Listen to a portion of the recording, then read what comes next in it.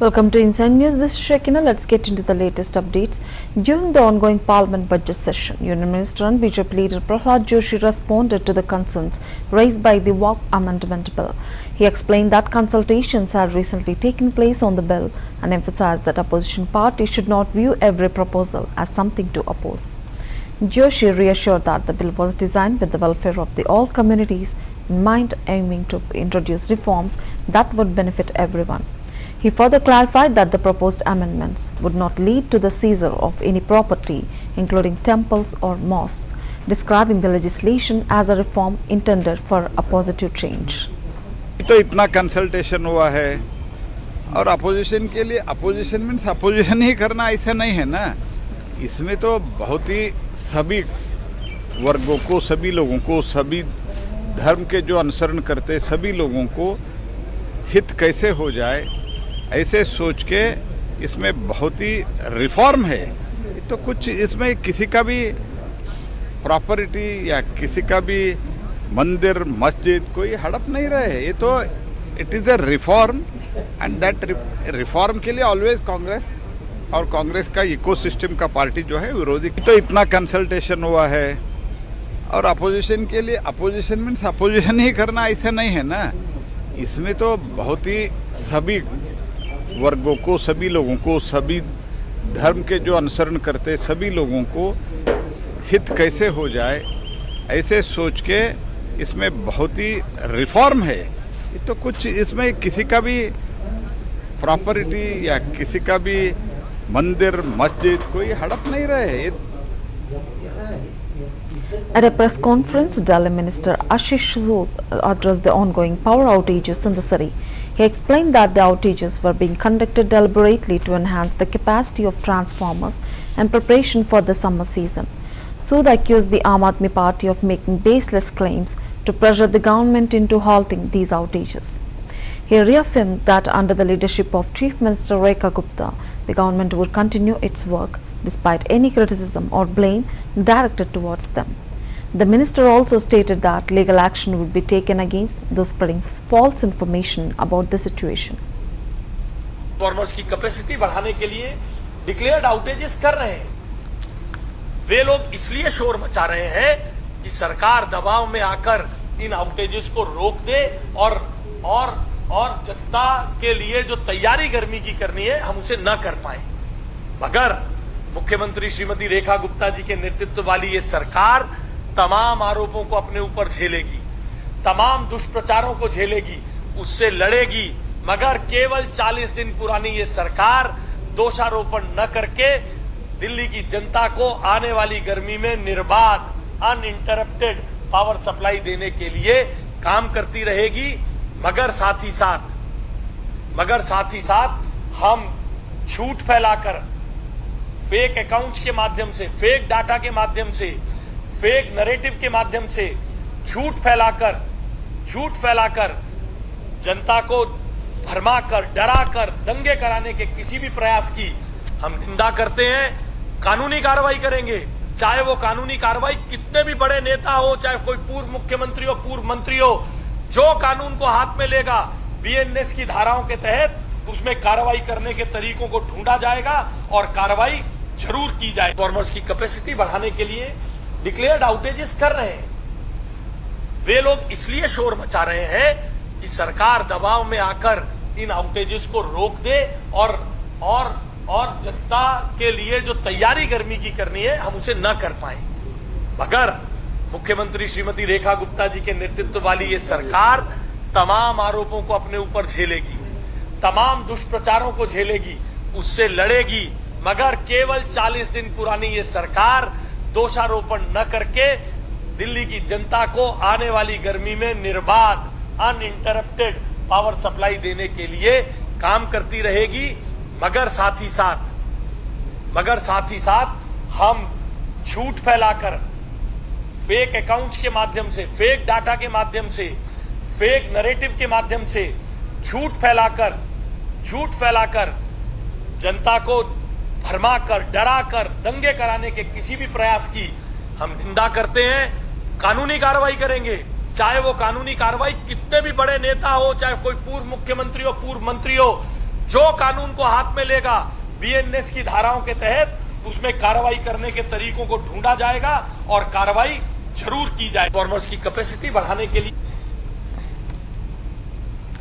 In Kinnaur, Himachal Pradesh, BJP State Yuva Morcha President Lalit Kochhar addressed the press regarding the Congress party's recent claims. He clarified that the BJP was not politicizing the death of the late Vimal Negi as alleged by Congress. Kochhar stated that the BJP's sole focus was on ensuring justice for the killers of Vimal Negi. Responding to Congress' demand for an apology, he asserted that if Congress organizes a rally, the BJP would respond firmly. He also recalled that during a visit by Chief Minister Jairam Thakur to the family of Vimal Negi, it was mentioned that the Chief Minister had not visited their home in many years. और मैं सर्वप्रथम कहना चाहूँगा कि जो पिछले कल कांग्रेस के मित्रों ने एक प्रेस कॉन्फ्रेंस किया था जिसमें हमारे किन्नौर के स्वर्गीय श्री विमल नेगी जी के ऊपर भारतीय जनता पार्टी राजनीति कर रही है, ऐसा उनका कहना था। मैं उनको कहना चाहूँगा कि भारतीय जनता पार्टी राजनीति नहीं कर रही है। भारतीय जनता पार्टी सिर्फ और सिर्फ विमल जी के हत्यारों को इंसाफ दिलाने के लिए वो काम कर रही है। और रही बात, वो कह रहे थे कि भारतीय जनता पार्टी माफ़ी मांगे, हम रैली करेंगे, और हम कहना चाहेंगे भारतीय जनता पार्टी युवा मोर्चा, अगर आप इस तरह के कुछ करते हैं तो हम भी ईंट का जवाब पत्थर से देंगे। और भारतीय जनता पार्टी आज हमारे जयराम जी जब उनके घर आए थे तब वो कह रहे थे कि जयराम जी इतने सालों में नहीं आए। मैं उनको सरल शब्दों में कहना चाहूँगा कि जयराम जी उनके दुख दर्द को समझते हैं, तभी जनजातीय क्षेत्र में आकर उन्होंने अपने उन विमल नेगी जी के घर में गए और उनसे बातचीत की, उन्होंने सुना। और मैं कहना चाहूँगा कि कांग्रेस के मित्रों से, अगर आप लोग राजनीति करना ही है तो सीबीआई की जांच के लिए मांग करें और किन्नौर के अंदर एक बड़ा रैली का आयोजन करें जिसमें भारतीय जनता पार्टी युवा मोर्चा भी आपके साथ आएगी। उस रैली में विमल जी के हत्यारों को हम दोषी ठहराने का काम हम करेंगे। और मैं सर्वप्रथम कहना चाहूँगा कि जो पिछले कल कांग्रेस के मित्रों ने एक प्रेस कॉन्फ्रेंस किया था जिसमें हमारे किन्नौर के स्वर्गीय श्री विमल नेगी जी के ऊपर भारतीय जनता पार्टी राजनीति कर रही है, ऐसा उनका कहना था। मैं उनको कहना चाहूँगा कि भारतीय जनता पार्टी राजनीति नहीं कर रही है। भारतीय जनता पार्टी सिर्फ और सिर्फ विमल जी के हत्यारों को। In Bangalore, Karnataka, former Chief Minister B.S. Yediyurappa expressed strong disapproval of the Siddaramaia's government recent price hikes and stated that the government had raised the prices of nearly all essential commodities, including power and milk, for the fourth time. Yediyurappa pointed out that these frequent price increases had made it extremely difficult for ordinary people to manage their daily lives. He urged the Siddaramaiah government to immediately consult the public and reverse these policies, which he described as anti-people. ಇವತ್ತು this government has taken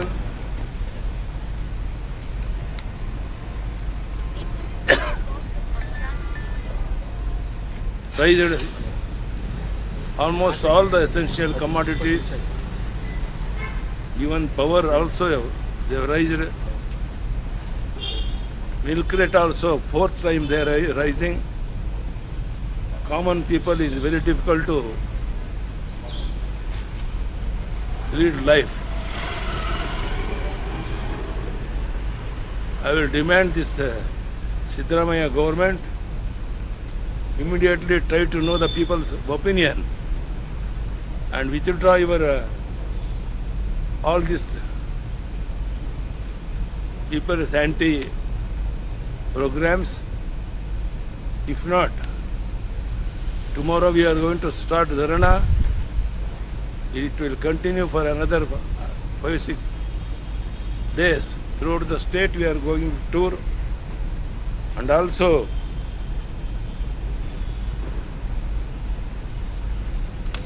we are all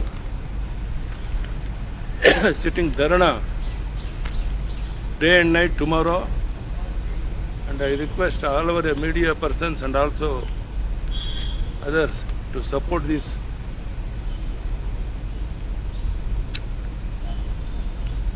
important issues. I don't know the reason, but this government has raised almost all the commodities.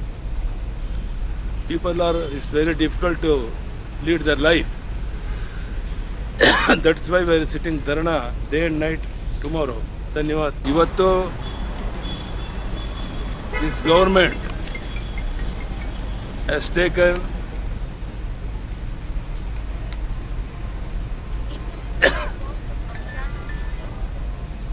raised almost all the essential commodities. During the Nature Festival Sarhul in Ranchi, Jharkhand, Minister Chamra Linda addressed the ongoing conflicts in the region while highlighting the spirit of the festival. He acknowledged that various conflicts existed in the state but emphasized that despite these issues, the entire state was united in celebrating Sarhul.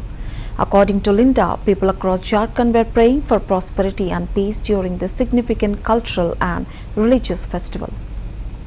कुछ लोग और उस पर हम कुछ भी बोलना नहीं चाहेंगे। ये होता है, ये सब चीज़ों में ये पॉलिटिकल मैटर होता है तो उसमें कई तरह का एक कॉन्फ्लिक्ट होता है, तो वही सब मैटर है, बाकी नथिंग। आम पब्लिक, आम जनता, सारा झारखंड प्रदेश का जो सरूल मना रहे हैं, पूजा पाठ कर रहे हैं, आराधना प्रार्थना कर रहे हैं, प्रॉस्पेरिटी के लिए कर रहे हैं, ये मायने नहीं रखता है। ये मायने रखता है कि गांव-गांव में क्या हो रहा है, बेहतर हो रहा है, तो कुछ लोगों से मायने हम अपने तरफ से पूरे झारखंड के लोगों को सरूल के अवसर पर यही शुभकामना प्रदान करना चाहेंगे कि ये राज आने वाला कल में प्रॉस्पेरस हो। एक्चुअली ये सरूल जो मनता है, धरती सृष्टि मतलब जो sun god and earth mother, main theme जो है, थीम यही है, फिलोसॉफी यही है, ये दोनों का समागम। और after that the creation of the nature and the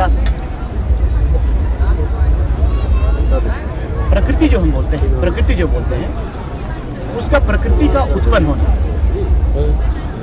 प्रकृति का उत्पन्न होना, sun god and the earth mother दोनों की समागम, उसकी रोशनी, प्रकाश, संश्लेषण। देखिए एक साइंटिफिक रीजन है, ये आदिवासियों का जो दर्शन है, ये जो धर्म है, संस्कृति, ये पूजा पाठ है, एक साइंटिफिक रीजन को ये इन्वेंट नहीं हुआ, बट यही रीजन है एक्चुअली जो हम पूजा पाठ करते हैं। और जो भी और कई तरह की चीज़ें हैं, जैसे वाहन पूजा पाठ करते हैं तो इस दिन हम लोग फल तक नहीं जोतते हैं, धरती माँ मानते हैं हम लोग, फल तक नहीं, एक ढेला भी नहीं उठना है, नया फल नहीं खाते। फिर जो ये सरई फूल होता है और उस दिन मछलियों का लाना, ले जाना, पकड़ना, खाना, ये सारी चीज़ें, मतलब बहुत सारा कर्मकांड है, बहुत सारा कर्मकांड है। तो आदिवासियों में इन चीज़ों को अभी खोज होना बाकी है। फिलोसॉफी को बहुत बेहतर, पूरा दुनिया में एक बहुत बेहतर एक धार्मिक विधि है इसमें, फिलोसॉफी है इसमें। तो मैं आज के दिन में, चूँकि हम यही मानते हैं, सब हम लोग डर भी रहे हैं, ग्लोबल वार्मिंग आने वाला है, बीमारियां आने वाली हैं, कोरोना आती हैं, जलते हैं, कहीं कहीं पर आग जंगल जल जाता है, टेम्परेचर बढ़ रहा है, इस सब का समाधान ये फेस्टिवल और सरूल का पर्व में इसी प्रकृति का संरक्षण, प्रिजर्व करने का ही एक संदेश प्रदान करता है। कुछ लोग और उस पर हम कुछ भी बोलना नहीं चाहेंगे। ये होता है, ये सब चीज़ों में ये पॉलिटिकल मैटर होता है तो उसमें कई तरह का एक कॉन्फ्लिक्ट होता है, तो वही सब मैटर है, बाकी नथिंग। आम public, During the Nature Festival Sarhul in Ranchi, Jharkhand, Minister Shilpi Neha Turkey emphasized the deep-rooted significance of nature and the beliefs of surrounding tribal communities. She conveyed that in these tribal regions, the forests, trees, mountains and nature hold profound sacred value. According to her, these natural elements are not merely physical but are believed to possess their own life force. The minister stated that they are regarded as superior to humans and transcend religious boundaries, which is why they are treated with immense reverence and respect by the local people. सारे आसपास के आदिवासी राज्यों में भी इसका मनाया जाता है इस पर्व को, और ये हम लोगों के लिए हमारे पुरखा पूर्वजों ने जो विधि बनाया, जो हम लोगों के लिए त्यौहार बनाया, उसको आज हम लोग मना रहे हैं। और एक तरीके से प्रकृति का ये नया शुरुआत है। आने वाले समय हर एक प्रत्येक साल इसको मनाते हैं हम लोग रेस्ट देते हैं। हम लोगों के पुरखाओं का विश्वास था कि लाइक एवरी अदर थिंग हमारे पेड़ में, हमारे प्राकृतिक में, हमारे जंगल पहाड़ सब चीज़ों में जान है और ये सब चीज़ें मनुष्य से, धर्म से ऊपर उठ के हैं और यही कारण है कि उन्होंने इसका पूजा किया, इसको इतना मान सम्मान दिया और धरती को हम लोग रेस्ट देते हैं क्योंकि अब आने वाले समय के लिए फिर हम लोग तैयारी करेंगे, जब हल चलेगा, जब बीज रोपाएगा, बहुत सारी चीज़ें हैं, उससे पहले धरती को भी हम लोग रेस्ट दे रहे हैं। जिस तरह से एक गर्भवती महिला का आप पालन पोषण करते हैं उसी तरह से, क्योंकि धरती माँ ही अब हम लोगों को जो भी है नेचर विल प्रोवाइड, यही धरती हम लोगों को अब पालन पोषण पालनहार हमारा करेगा, इसीलिए उसके लिए हम लोग एक पूरा ही पर्व मनाते हैं। और देखिए आज के आधुनिकीकरण में मेरा यही संदेश है इस पर्व में कि आदिवासी समाज अपने विचारधारा से, अपने पुरखा की विचारधारा से जुड़े रहे, तभी इस देश दुनिया को हम लोग बचा पाएंगे। सारे आसपास के आदिवासी राज्यों में भी इसका मनाया जाता है इस पर्व को और ये हम लोगों के लिए, हमारे पुरखा पूर्वजों ने जो विधि बनाया, जो हम लोगों के लिए त्यौहार बनाया, उसको आज हम लोग मना रहे हैं और एक तरीके से प्रकृति का ये नया शुरुआत है। आने वाले समय हर एक प्रत्येक साल इसको मनाते हैं हम लोग रेस्ट देते हैं। हम लोगों के पुरखाओं का विश्वास था कि लाइक एवरी अदर थिंग हमारे पेड़ में, हमारे प्राकृतिक में, हमारे जंगल पहाड़ सब चीज़ों में जान है और ये सब चीज़ें मनुष्य से, धर्म से ऊपर उठ के हैं और यही कारण है कि उन्होंने इसका पूजा किया, इसको इतना मान सम्मान दिया और धरती को हम लोग रेस्ट देते हैं क्योंकि अब आने वाले समय के लिए फिर हम लोग तैयारी करेंगे, जब हल चलेगा, जब बीज रोपाएगा, बहुत सारी चीज़ें हैं, उससे पहले धरती को भी हम लोग rest they. In a recent statement, Uttar Pradesh Director General of Police Prashant Kumar announced the inauguration of pink boats at 26 locations across Gautam Buddha Nagar. These boats, established under corporate social responsibility initiatives, have been constructed with contributions from various social organizations, with the police force playing a central role in their development. The DGP emphasized that these boats would significantly aid in the promotion of community policing and the improvement of services to the public. He noted that police would now have the ability to monitor incidents and surveillance cameras in real time, which would enable them to provide more efficient and responsive services to the residents of the district. Gautam Buddh Nagar में आज CSR के अंतर्गत करीब 26 थानों में video और 23 जगहों पे पिंक बूथ जो विभिन्न सामाजिक संगठनों के द्वारा बनाए गए हैं, जिसमें याको हामा कंपनी का मुख्य योगदान है, उसका आज उद्घाटन किया गया है। इससे कम्युनिटी पुलिसिंग के मामले में बहुत ही मदद मिलेगी। अच्छी सर्विसेज रियल टाइम बेसिस पे घटनाओं को या कैमरों के मॉनिटरिंग से अच्छी सेवाएं यहाँ की जनता को पुलिस दे पाएगी। हमारे रिस्पांस टाइम में भी कमी होगी, हमारे डिटेक्शन रेट में भी इसका फ़र्क पड़ेगा। साथ ही साथ बेटर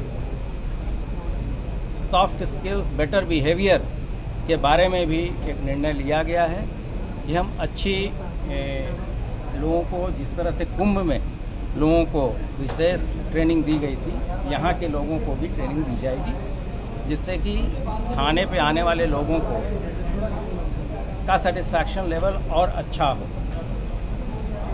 बहुत सारे नूतन प्रयोग पहले से जो किए गए हैं उसके बारे में भी मुझे अवगत कराया गया। हमने ये भी रिक्वेस्ट किया है कि भाषणी ऐप का अधिक से अधिक प्रयोग करें, विशेषकर जो ऐसे लोग आते हैं पीड़ित जो हिंदी नहीं जानते, तो उसमें अधिक सुविधा देने में यहाँ के लोगों को मदद मिलेगी। इसके अतिरिक्त उसके पहले विभिन्न अथॉरिटीज़ के लोगों के साथ बातें हुई, जिसमें जो अग्निशमन सेवाएं हैं मल्टी स्टोरेज के लिए, उसके लिए और उपकरण लिए जाने के बारे में चर्चा हुई और उसकी संख्या बढ़ाई जाएगी यहाँ के हाई राइज बिल्डिंग्स को देखते हुए। और ये प्रयास किया जाएगा कि पहले भी अच्छी सुविधाएं दी जा रही थी, लेकिन पुलिस की सेवाएं Kerala BJP President Rajiv Chandrasekhar met Archbishop Clemis for the first time, expressing his gratitude for the Archbishop's support. He acknowledged Clemis' strong influence in his work in Kerala and sought his blessings as he assumed the role of state BJP president. Chandrasekhar thanked the Kerala Catholic Bishops' Council for urging Kerala MPs to support the Waqf Amendment Bill, emphasizing that it was incorrect and misleading to label the bill as being against any particular community. Who's also the KCBC president last night, your first meeting.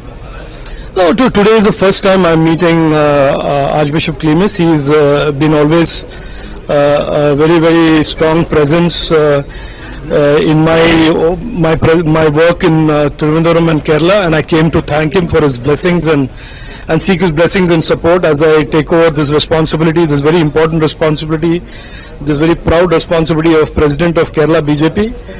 I also thanked him today for the KCBC, the Kerala Catholic Bishop Council's request and appeal to the MPs of Kerala to support the Waqf Amendment Bill because it is the bill that will solve the problems of the long-standing problems of the hundreds of families in Munambam whose lands are being attempted to be grabbed by the Waqf. It is also clear that in addition to his appeal, the CBCI has also made his appeal to the MPs. And I hope that if they have a conscience, that the MPs of Kerala, whose beholden duty it is to serve the people of Kerala, to solve the problems of the people of Kerala, will indeed support this bill because A, it solves the problems of the people of Munambam, and B, as you know, the Waqf Act as it is today is violative of the constitutional right to property. The bill is not against any community. It is not. It is totally incorrect, and it is absolutely mischievous for anybody to characterize this bill as being against any community. It is a bill that gives equal rights to every Indian citizen vis-a-vis his or her property. So this is. I thanked Archbishop Clemis for taking a very principled stand on this, as the CBCI also has done, and to help the people of Munambam is our mission. The Catholic Church editorial today stating that the real secular stance of the MPs of Kerala will be going down in history on the stand they're taking with regard to the amendment, the support to the amendment. No, this does not have to be only an opinion of the Catholic community. It is an opinion of the Buddhist community, it is the opinion of the Parsi community, it is the opinion of the Sikh community, that while they are all minority communities, each of the minority communities must have the same rights as every other minority community. Right to property is one of those constitutional rights that have been given in the Constitution, and it cannot be anybody's case. It makes no sense for anybody to push the argument that one minority community should have greater rights than the other minority community. That just does not make sense and does not find place in a secular republic, constitutional republic like India. Who's also the KCBC president last night, your first meeting. No, today is the first time I'm meeting Congress MLA Ramesh Chenninthala praised the actor Mohanlal starrer L2 Empuran, congratulating both Mohanlal and Murali Gopi for creating an excellent film for the Indian audience. He emphasized that the movie should be viewed by people across the country and expressed his belief that there was no need for any part of the film to be censored by the censor board. Chenninthala accused the censor board of engaging in political motives, stating that when his party was in power, several films critical of them have been released, but they never resorted to cutting or censoring such content. He asserted that films, art and other forms of media reflect societal issues, and L2 Empuran did not target or harm any individual or group. I congratulate Mr. Mohanlal and Prithviraj and Murali Gopi for giving an excellent film to the Indian public. Definitely this film has to be seen by the people of our country. I don't think that any parties has to be cut down by the censor board. If censor board is using politics, that is a different case. Otherwise there is no portion has to be cut down. When we were in power, how many films came against us, but we never done such a thing. So this art, film, they are all reflecting the social situation in our country. Definitely it has to be encouraged. So I feel that the government of India should come desist from censoring this film. This film is nothing against anybody. This film is reflecting the Shiv Sena leader Aditya Thackeray, while addressing the media, criticized the current government, calling it the April Fool government. He expressed disappointment over the government's failure to fulfill promises made during their election campaign, particularly regarding the waiver of farmers' loans. Thackeray pointed out that despite the Chief Minister's earlier assurance that loans would be waived as soon as they came to power, the Deputy Chief Minister recently contradicted this claim, revealing that such a move would not happen. Thackeray also raised concerns over the de-owner dumping ground issue, stating that the land had been handed over to the Adani Group. Despite opposition from the corporation, he mentioned that after seeing waste accumulating there, the Adani Group returned the land to the BMC, and now the cleaning process would be carried out at a significant cost, which would be funded by the people of Mumbai. हमारी जो 19 से 22 तक जो सरकार थी उसे हम महाविकास आघाड़ी कहते थे। बीच में की जो सरकार थी मिंडे राजवत या एशेंसी सरकार, वो एक अलग थी। और आज की जो सरकार गठित हुई है चुनाव आयोग के आशीर्वाद से, उसे हम अप्रैल फूल सरकार कहते हैं। वो इसीलिए कहते हैं क्योंकि काफी सारी बातों में उन्होंने हमें अप्रैल फूल करने की कोशिश की, गुमराह करने की कोशिश की। चुनाव के पहले एक बात, चुनाव के बाद में दूसरी बात। जैसे आप देखते होंगे तो स्वयं जो सीएम है आज, उन्होंने कहा था कि जैसे ही इनकी सरकार गठित होती है सारे किसानों का कर्जा ये माफ कर देंगे। आज की जो डीसीएम है उन्होंने कहा ऐसी बात होने वाली नहीं है, अगले 5 साल जो कर्जा है वो भरते रहो। ये अप्रैल फूल ने तो क्या, लाडली बहन जो स्कीम है उसे पहले कहते थे चुनाव। Well, that's a wrap for Inside News. Keep watching CVR English.